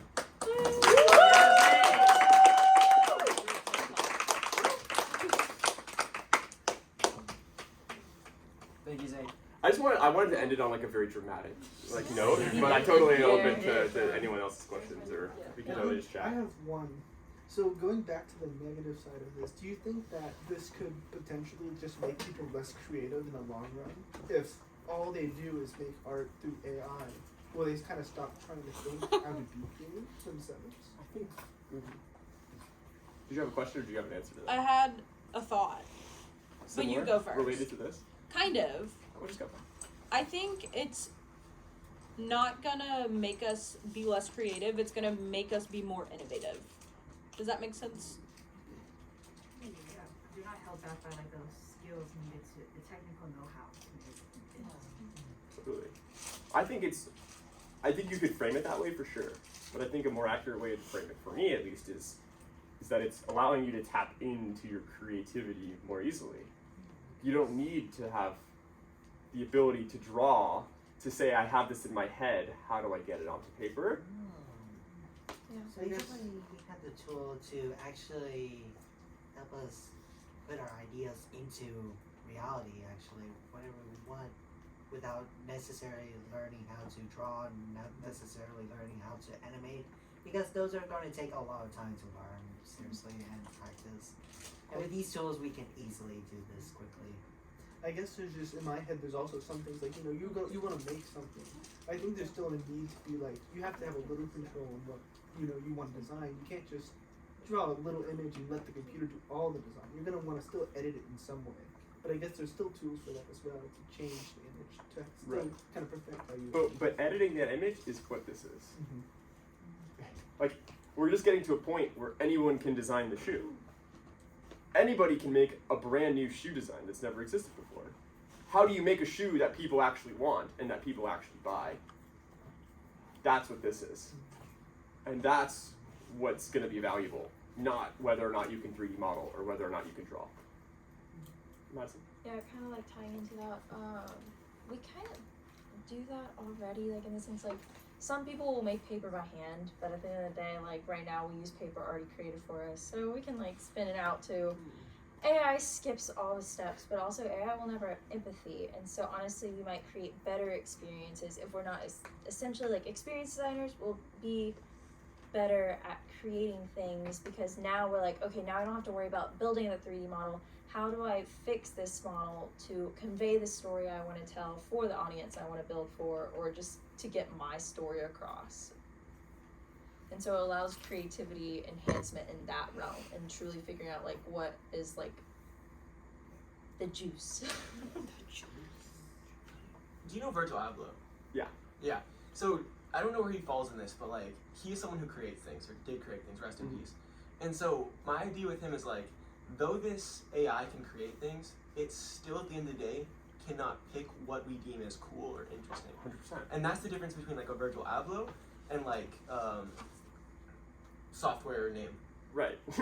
Dollar. No. Dollar. So that's where like no specifics needed. Yeah, Like, yeah. But I think that if you're 100% completely agree with you, but that works because Virgil Abloh is an experience designer, right? Like Virgil Abloh is a fashion designer, but he's also a graphic artist, or I guess was a graphic artist, and a set designer, and influencer. Like, there's a million different labels, but at the end of the day, what Virgil Abloh did better than anybody else in the entire industry was understand this is where society is, these are the trends that exist, how can I create something that taps into the zeitgeist, like what is happening in society, and push it forward a little bit, and be a little bit innovative, right? Because I mean, that's how anybody is really innovating, right? He's speaking to a need that he has seen in the world. And that's what experience design is speaking to needs around you, rather than just like creating something. It's creating something with intention and within a greater context.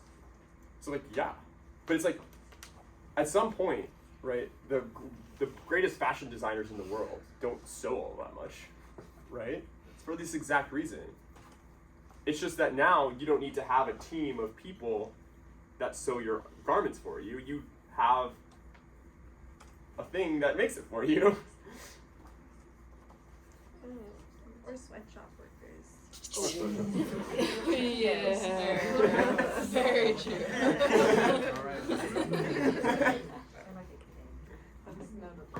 This is something Zane has said before, but I think it's really important. Is like this is gonna make the people who are good at storytelling, like, also have that currency of like that of the future. I think the people who can tell stories, who can create interesting things and ideas. That barrier to entry with technology is going to be so low that the people that do have good ideas are going to be able to make them now. 100%. Yeah, I think if we that's don't have good ideas, we'll be able to make them. I think anybody who has ideas is going to be able to make them, but like if you have a good idea, I imagine, I don't know. Be more efficient. They'll just be better made faster. Yeah. Yeah, okay. Because like also like still illustration's not gonna completely die off because people still like graphic novels. Still people like read that stuff because also you can't tell an AI, hey, generate, no, you know, for now maybe. You can't generate an AI, hey, create me like a 30 chapter book with the same art style for every art frame and I want you to follow the script. Maybe it could get to that point, but at the end of the day, I think there's an appreciation from the audience's standpoint that whenever they read those graphic novels or web novels or whatever, they know the artist behind it. Yeah. Because also at the same time, like, yes, AI can throw out poetry all at once, but at the end of the day, it's like, I'm not sharing that, because sometimes poetry that comes from like a very personal standpoint, it's like, you're not gonna relate to an AI bot. You're gonna be like, oh wow, they really get my story. Like, you know, you're gonna like, that's why at the end of the day, authors still are gonna like, still thrive, even if like AI comes out with all these stories along. I mean, it might just help some plots. Okay, so have you seen The Social Dilemma? No, actually No. not. The Social Dilemma, have anyone Social seen it? dilemma. There's a technology that they say that people like they're currently using, like we are the biggest database right now, and they're selling like our thoughts, how we perceive like things. And so like they're saying currently that there's AI that exists that is like us, and it's like it tracks. That's why our like our TikTok feed is so entertaining to us, and like why our Instagram feed is so entertaining to us. And so my question now is like, they're kind of learning to understand us and learning how to perceive like how we think before we can even think, and that's like kind of the fear behind like the legality behind all of it right now, and that's like the big like AI is going to control us fear. My worry is like, if AI can't understand us and understand our emotion, understand when I'm looking at my ex, when I'm looking at my friends, when I'm smiling, when I'm sad, when I'm crying, you know what I mean? Like those things, like no person. But my point is like, will AI be able to, with this technology, build better experience than we can? Because with this AI that currently exists right now, it understands and it does a damn good job of it, because I spend 4 to 5 hours on my phone every day. You know, it's crazy you brought that up, because that is exactly what the problem with this is. Right? Because all of these social media apps that you use every day, right, they track, when you're on TikTok, the reason it's so accurate is because it tracks every single thing that you do, right? It knows exactly how long you've watched the video, knows exactly when you swiped, if you liked or not, when you checked the comments, how much of the comments you scrolled through, how many videos you saw before you exited the app, what time of day it was. It knows where you were, if you were on the bus or not. Like, it knows everything. And now, you add this in. So now it's not just whether you watched the video or not, it's what part of the video did you watch. Like, this can now say, Jacob looked at the Raising Cane's sign in the background of this video for 0.05 seconds, longer than normal. Therefore, we should give him an ad. Right? I mean, right, this is obviously a bigger conversation about data aggregation and about privacy, right? But if we're trying to, if we're going to tie this back to what we just talked about, the way that this starts to work with these AI art generators. Take me back to the 70s. Is, I mean, this is straight up, this is like actually an episode of, like, literally is an episode of Black Mirror, where you start to see ads in the real world that are you and your friends. So the way that it works now, right, someone goes to buy a billboard, and they say, okay, I want to appeal to this group of people, and so therefore I'm going to cast 5 models for my photo shoot at Schlitterbahn that appeals to this general demographic. How it's going to work in the future is when you see the Schlitterbahn ad, it's going to be a picture of you and all of your friends hanging out at Schlitterbahn. And it's going to be like, yo, come to Schlitterbahn, look how fun it is. You and all your friends are like having the best time ever. Which is what traditional advertising is supposed to do. But it doesn't have the technology behind it to personalize it to that degree yet. We've reached the point where it could personalize which ad you see, but not to a point where it personalizes the ad itself. But that's where these two things that we've been talking about, the data side of it, the visual, like the tracking everything that you do side of it, starts to combine with this realistic image generation in a pretty scary way, which is just that ads in general are going to be able to use realistic imagery. But I'm saying like stepping away from like the photography side of it, the videography side of it, the editing side of it. I'm saying like for experience, like imagine an AI that said like, what is it, like 30, 40 of us in this room, right? And 20 of us love Tito's. The other 10 love, I don't know, Everclear. Yeah, it's a party. Everclear, y'all are darn. Anyway, and it's like now it can tell you like, well, these people like this X thing, so now this is the party drink. These 15 people like pizza, and they specifically like this pizza with this topping. These 10 people love rock climbing, so let's have a video game where rock climbing is involved. And then now all this can go in a box and just get sent to you, or a paper can get given to you, and it's like, this is the most optimal thing for everyone to be entertained for the next 3 hours straight. And here's a script that we wrote as well with a story that we thought. And so that is also my fear, is like that AI can currently exist too, and in turn destroy. Yeah. I think like in that, technically we're still a collective. I think AI is phenomenal, like Zane was saying, at figuring out the individual experience digitally. In terms of experiencing things in a group, we're like, I would think we're still different people than we are alone. I don't know if that's true for absolutely every single, but we are different people in a group setting. I think that across the board, even though like we can say that we're the same exact person, but like there's an essence of like social community whenever you're with other people. And so I don't think an AI could ever design an experience to expect like, oh, someone like just pooped their pants, or you know, like, they're having a really bad day. I know that's a very silly specific instance, but like an AI is not going to be able to cater to everything that happens and who you are at that moment with everything going on, all the outside factors. Because Zane could say like, oh, like I hope you all had a great day. I'm like, oh, the day's already better now, and that's going to make a better experience. You know? Until we have the AR, VR tracking headsets, which would in turn like view everything around us and like pull it in. If they could change assuming lack of privacy. Which, at this point, I think is fair. But that's a story for another time. But I think Madison, really just touched on something very, very critical to this right here, which is the social aspect of this. And this is exactly why we, and when I say we, I mean people in this room that believe that this is true, are going to be fine. Because the truth is, right, we just talked about all of this as it applies to AI art. But something I've been thinking about is AI music, right? There is absolutely a way where you can, instead of having an app where you pick songs, it just is a play button. And maybe it's even, we can go super sci-fi on it and say it's tied into your radio waves in your head. And it knows exactly what music you want to be listening to at that moment. And it just plays it. Sounds crazy, sounds super crazy, like science fiction stuff. Similar-ish stuff kind of exists. It's not reading your brain waves, but like there are procedural music generators that exist. They're pretty bad. Aren't there like, because they have like things like where it's not that they make the music, I'm pretty sure, but the voice itself totally is what they they type it in. Yeah, like, totally. Those are things. Yeah, I mean, yeah. text to speech. I mean, that's text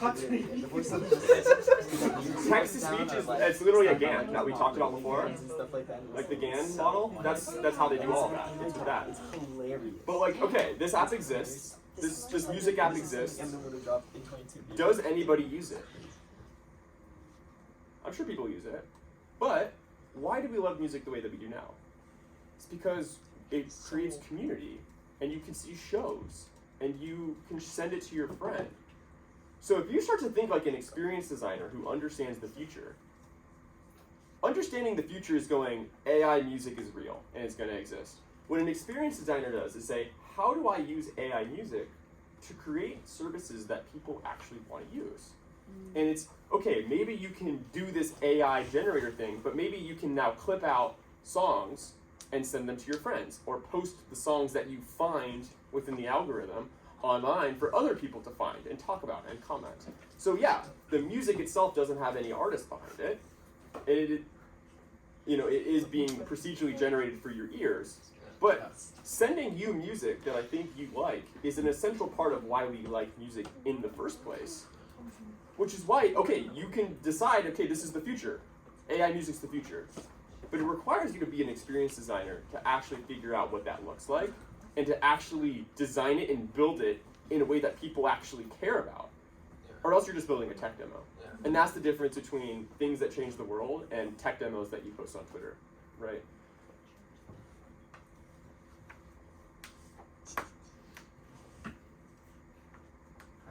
So what's the general emotion right now? Are you guys scared, excited, inspired? Stoked. Stoked? I think it was very well done because I was like, yeah, that's how I feel sometimes. And I'm just like, God dang it. But that, like, it was a very good ending in terms of like, because I'm very much more of an optimistic person, and I'm like, oh no, content creation's gonna be fine. But like also same time, like even Photoshop from its very beginnings, like we had the blur tool, like After Effects, so, like we masks, like things have been optimized and increasingly getting smarter and better and easier to use, and so it's just like the natural direction that we're already heading and just how we grow with it. It's just taking a bigger step. It's a very big jump, very quickly, but also at the same time, you can't forget like the smaller people, like, because we do have an open source, but also sometimes they're going to become, like, there's going to increasingly grow legalities, like what can and can't be done, what can you not make profit off of, who's going to start monopolizing it. It's going to happen at some point, but of course there's going to be other forces, and there's going to be forces who try to, like, make it more open source, and so it's just, we're getting there, and it's a huge jump, but we're still definitely not at the level to where it's fully mainstream by all levels, I don't think. Especially for like age right now, because there's a big age gap in terms of who's using this right now and who's not. Well, I think something that you said is like you're an optimistic person. Yeah. And I think I'm absolutely an optimistic futurist.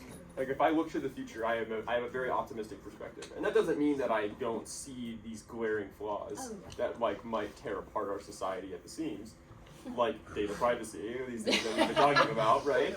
But I think in general, I look at the future and I go, this is exciting. Yeah. All right, what's possible? But I also don't think that optimism in this context about the future, optimism is not something that you just decide you are or decide you aren't. It's not like you are an optimistic or a pessimistic person just by nature or just by who you are. It's by what you think is true and what you believe in. The reason that I'm optimistic is because I've invested my time into a skill that I feel is going to be relevant. Because I looked at the future and I looked at the future and I was like, oh shit, like this is about to change everything. How do I make sure that I'm positioned to be able to capitalize on that? Yeah. Not even necessarily from like a economic perspective, but capitalize on it from like a creation perspective and from an impact perspective. Like, how can I position myself to have the skills for the future? Which is why I am super deep into the experience design community here. It's why I prioritize AR and VR in the things that I do in school. Like, I'm optimistic about the future by choice and by design, not just because I've decided to be optimistic. Which I think is really difficult because a lot of people are like, the future sucks. And I'm like, well, the future sucks because you're not prepared for it. And the more that you say it sucks, the less that you are exploring this stuff. And then the more behind you are, and then you're playing catch up. So, well, that's like, honestly, I mean, really one of the big goals of Dive as a community is to promote this idea. I was just about to say, it's that access to this information I think is really important because, like, starving artists, they're going to be starving artists until they realize, oh, I gotta feed myself. And so it's like, instead of jumping into that and kind of being like, oh, I'm too late to the party, I think just like making this knowledge and making like more information readily available for communities that are going to be experiencing this huge change. Like, we've already seen like newspapers, like everything's digital, like, you know, like there's a way to like change and grow. It's just some people need a encouraging pat on the back. Yeah, exactly. Something a little bit more encouraging. I think it's what Alan actually had said about the stock art people, right? There's like you're a stock photo company now. You make millions of dollars a year selling people generic pictures of glasses. Like, you look at this presentation, you go, oh my god, we're screwed. We are absolutely screwed. But you can either say, oh, this isn't the future. Oh, look how crappy these photos are. They can't do words right. That's so stupid. Right? And then what happens? You shrivel up and die. Or, like, as a company. Or you say, hey, what I have is an incredibly valuable resource for this. Is there somebody that I can partner with to build my own version of it? Is there somebody that I can sell all of this to and cash out now? What can I do to position myself for this next generation?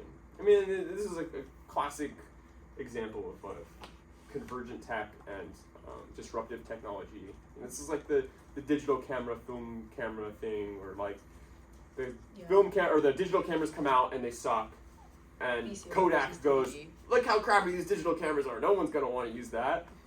And then they're bankrupt 10 years later. Right?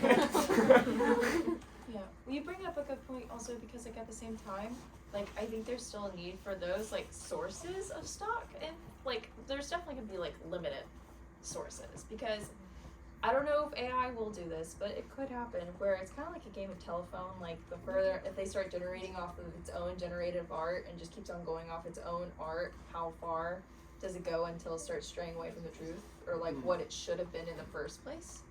And so I think there's still maybe, in essence, just from a smaller group of population who probably will be the suppliers of the stock photos. Well, I mean, I think there's still value there, and I think, like, when I made this presentation, my original design was I wanted everything, like, I originally had said every graphic that's on the screen I want to be AI generated. That was my goal.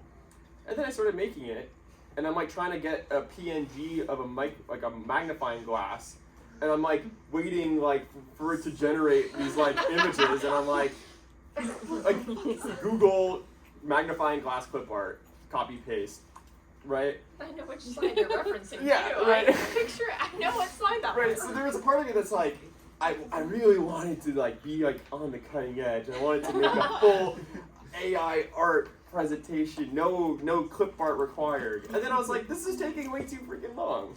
It did only come out like a Right. Exactly. Did you mention that the flyer was AI Oh, we did. generated? Really? Yeah, Yeah. the flyer. I'll pull it up. Fire. The flyer was AI generated. I thought I said fire. Yeah. Where was fire? And if you follow us on Instagram, I did like a little game last night or this morning. TXI Dive? Yeah, at TXI Dive, shameless plug, don't care. Instagram. And I posted maybe like 6 images, and I said like, what do you think this is? AI generated or human generated? And there were some pretty fun answers. I had fun. Now that I look at this, I thought it was fun. I had because of the fingers. Yeah, I you was like, totally everyone right. play my game. Things start to break down. Like right here is a little weird. Oh. Yeah, no, there's definitely still some artifacts. Also, I do have Aaron's DALL-E membership on this computer. So if you guys want to start, this is their content policy. All the things you're not supposed to do. Which, like, if you even type this stuff in, it'll just ban you. Like, you could just straight up just get banned from the platform in like 5 seconds just by typing in like Joe Biden masturbating or something.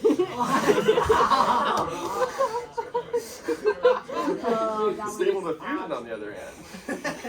Fair game. Oh, this is a koala. This was a fun. This was I did apple with the word car written on it, and you can see it got one of them right. But then the other ones, it just is like not quite.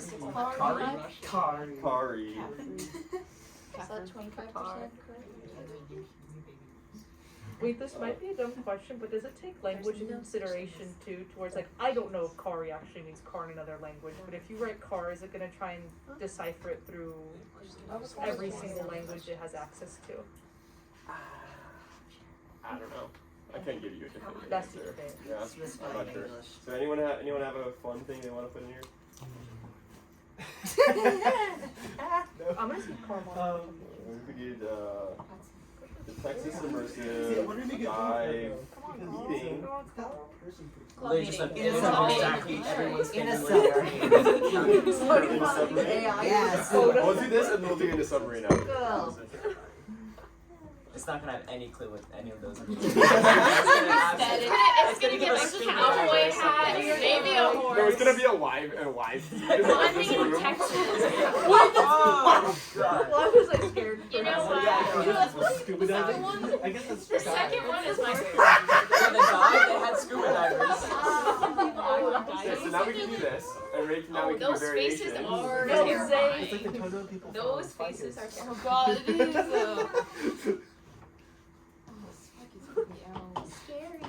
So you imagine I'm trying to like get a like you know that scene magnifying where glass this dude of had like. like 10 fingers on one hand. I'm currently on face. Midjourney and making AI porn on a public forum right now. What? I'm currently on Midjourney and you have to do it through the Discord and people are currently making AI porn on a public forum. They're like trying. They're like well endowed Selma Hayek mixed. I'm cutting you off. Sorry. That's artifacts. I'm just trying to make ghosts, you know, that's so cute. It is.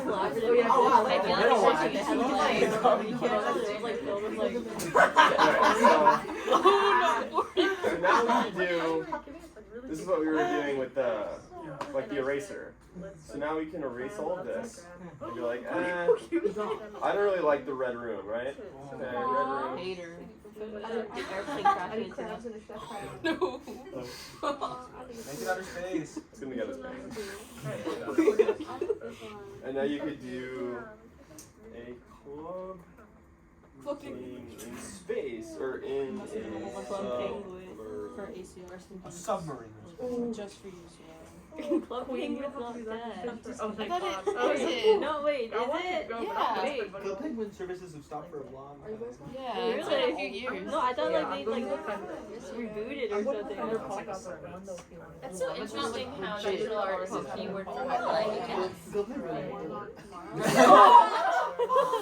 Well, I'm not sure it totally nailed it, It's our but new logo. The third one. I'll be What's that like? Try. What's that chicken place from Breaking Bad? It's like a submarine. oh yeah, I forgot what it's called. New dive logo. I New know. dive logo. Well, actually, this is something you should be able to do, but I haven't gotten to work yet. Oh, So I think she got herself. Yeah, you should be able to upload your own. And it's just really not. You should be able to upload, but I haven't gotten it to work. I don't know why. It just doesn't work. Maybe it's Aaron's account. Breaking Bad anime fan art. Yeah, so like, Dominic, can you actually type? Can you use like characters, or is it only limited to like not using people? Well, so I lost another fun. Like, 'cause you we get can try it. You want to try it? Well, What do you think? Kidding. This is something that I was Make reading me about count. that 10 minute actually, because of the data Wait, sets how in many which they email use to accounts train do you it, have? Dolly is Right now, but actually I'm connected really, to the really Discord, bad and at anime style. Really? So Stable Diffusion is really good at anime style because there's like an infinite amount of anime art online for it to Yeah, use. 'cause it's already There's not a lot of like This anime is stock I photography. describe myself. It's gonna as look so something. cryptic. Anime style. Life made it way easier. Yeah, bro. I was like, I'm about to be on pi- That's what I'm saying, bro. Like, everything's gonna be so cheap. There's gonna be so many, like, This is gonna be my there's gonna be so jobs. There's gonna be so many more jobs. They're gonna be automated. Everything else is gonna be so much easier to make more jobs. That's pretty good, actually. Like the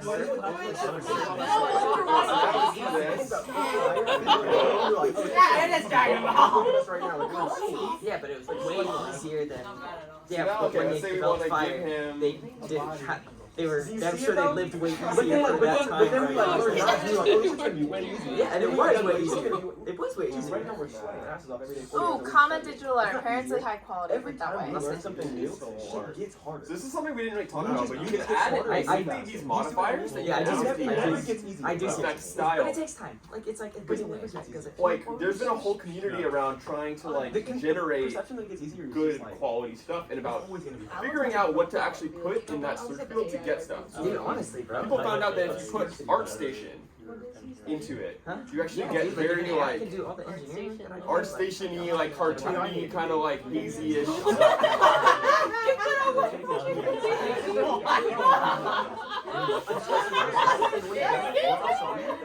Oh, what is that? Yeah, but we're like getting pretty close to that. This is 2 years ago we have all this, bro. This imagine it got easier. It got easier.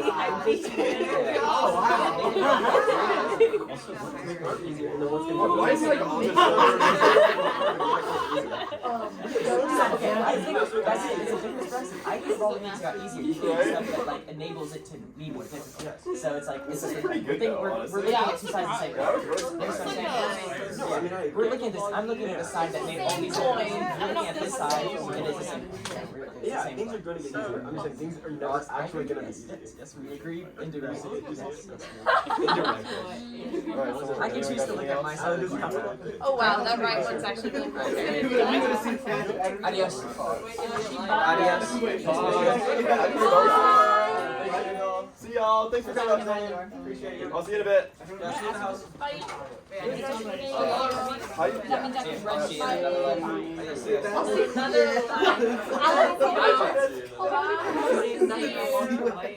Oh, fan fiction. I'm not even joking. I see digital art. We're doing photorealistic. Ah. Easy 4K. We don't. Yeah, we don't need to see Oil painting of cheese spike is gonna with robot plankton. I think that's a bit. Honestly, the third one, good job. The third one they did good. The second one's actually terrifying. Yeah. It's not 3D model. Realistic. It's not completely realistic. But it looks like Hatsune Miku. Yeah, it really does. It really does. Maybe they have like a bunch of images of Hatsune Miku in this thing. You know, it doesn't look like a person, but it does look photorealistic in terms of like if you were gonna model Hatsune Miku in like Blender or something and render her out, this is what it would look like. Try it. Hatsune Miku human. What? Hatsune Miku human. Oh. Because I mean, Hatsune Miku isn't actually it's just so surprising. If it's in real life, if it's an unregistered ticket, should I still do the Venmo thing or should I Aaron told me like what the hell. Like, did she give you the wristband or like the? No. This is the most accurate we've had so far. Besides the eyes. Still do the Venmo one. Okay. Because you go to the website and you register the band number, and then the Wait, Cindy, are you number is going home also after this? Okay. So I have to Terrifying. Kill it with fire. It's the teeth. They should have given it teeth. Absolutely. They like gave the line to the teeth. If it was just like straight. yeah, I mean you can let her know that it's like. Wait, when does dinner thing start? I'm gonna have fire. Oh no. No, see, I was gonna like put like the gums in The there. other person like very low, right? Oh, why is it red? Okay. Oh wait, that's actually that almost made me throw up. Hey, that's actually a good one. Ew, what is that? Disco ball made out of We teeth. should make a literal disco ball. It's veggie.